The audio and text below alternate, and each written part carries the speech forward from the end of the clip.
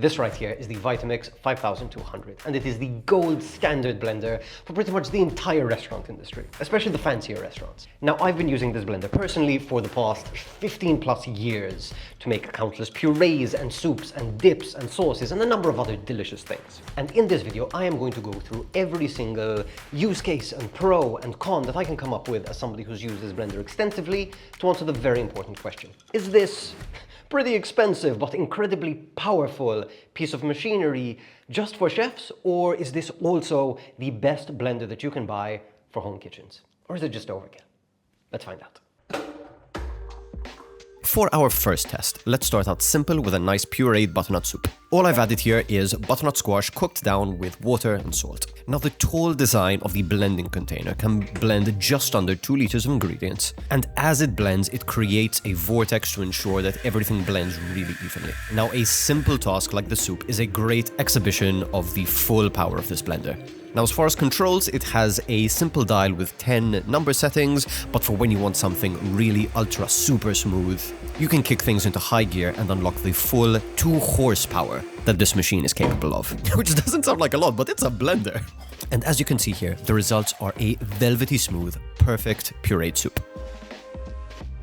Now, this is a good time to talk about the self-clean function, which a lot of blender companies market as a feature. And all it means is that you can add soapy water to a blender and run it, and it does a pretty good job of cleaning it. Now, certain parts remain completely untouched, so you do need to wash the lid separately, but in general, the container as well as the base of the blender are quite easy to clean.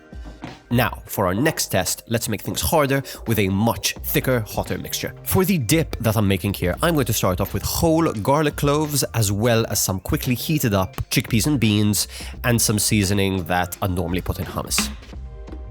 Now, I kept the mixture here much thicker than a normal hummus to really push this machine to its limits, and this is where the tamper that comes with the Vitamix comes in handy here, as it helps you to push your ingredients down into that vortex of blending and destruction.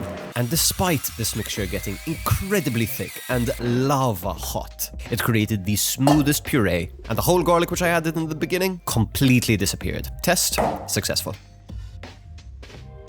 Now, for our next test, we are turning up the heat and going even thicker still. I've made plenty of nut milk in the past, and the Vitamix does exceptionally well, so I thought I would try something I've never done before and make nut butter in this machine. I used about 500 grams of roast peanuts, and at low speeds, once the nuts become hot enough and broken down enough, they eventually become this beautiful, crunchy peanut butter, which turned out absolutely amazing. Now, you can continue to get this even smoother if that's your preference, but I like a little bit of texture in my peanut butter.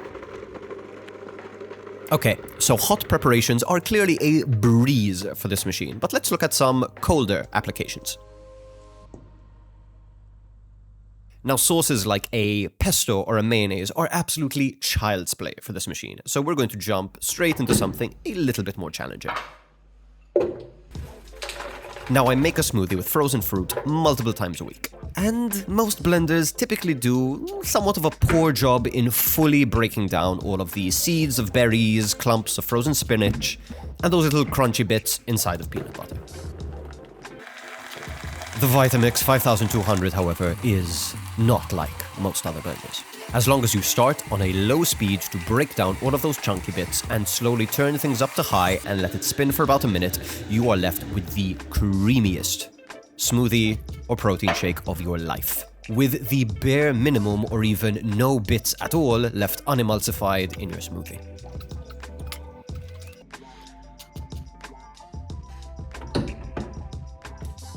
Now, for our next test, we are going to drop the temperature even further and attempt to crush some ice. Now, I've made blended frozen drinks with this in the past, like a margarita, and it handled it with ease. But blending a lot of ice in this tall chamber seemed like a bit of a difficult task. For the most part, the ice at the bottom crushes perfectly, but the ice at the top remains chunky and very hard to blend, even with the tamper. Now, you can definitely make this work with smaller pieces of ice or smaller batches of blending, but this would officially be the first task that this machine has not scored a perfect 10 on, which seems like a great time to discuss some more drawbacks.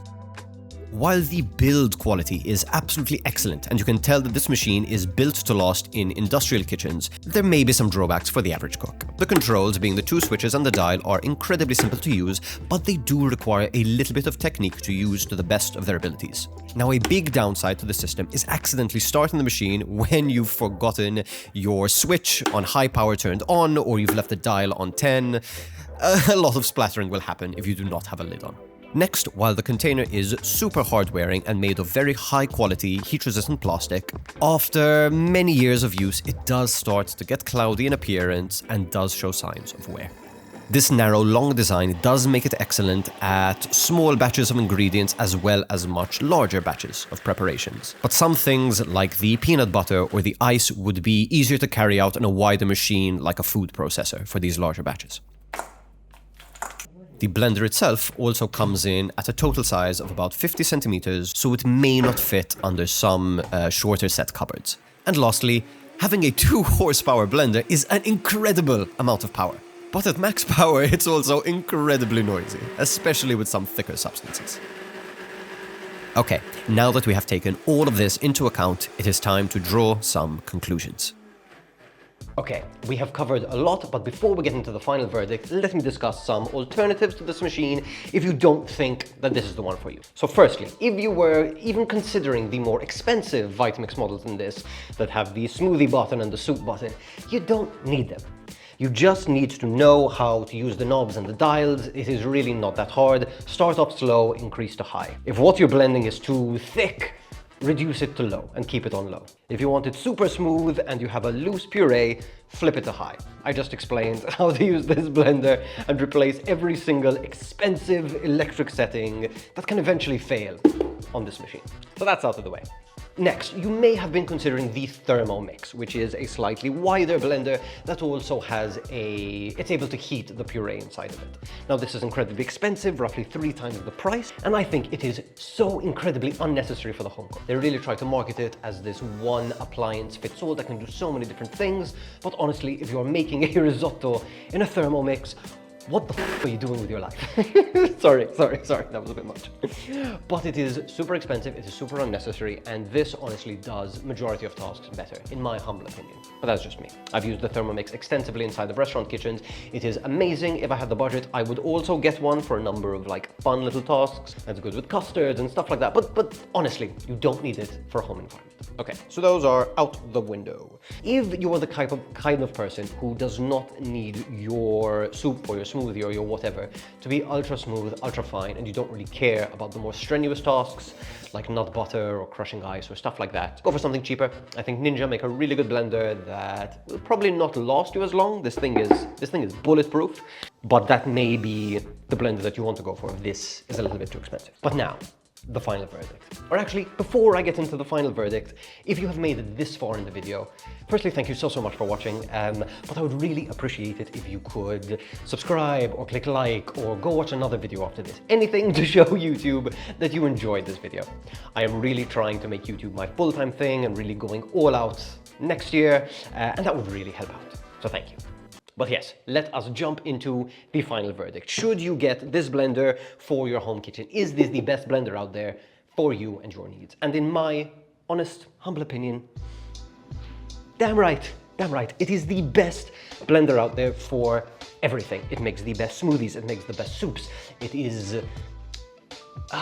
the quality of everything just tastes so luxurious. You can tell that a high-end blender made the soup that you are drinking. Like, even if you don't emulsify any fat in it, it always comes so creamy and velvety if you make it right. But this does so much work for you. Not to mention that, okay, it's expensive, but even from like a long-term purchase sort of outlook, this is going to last you a lifetime. I have owned this particular model for 8 years, and the only thing that I've had to replace was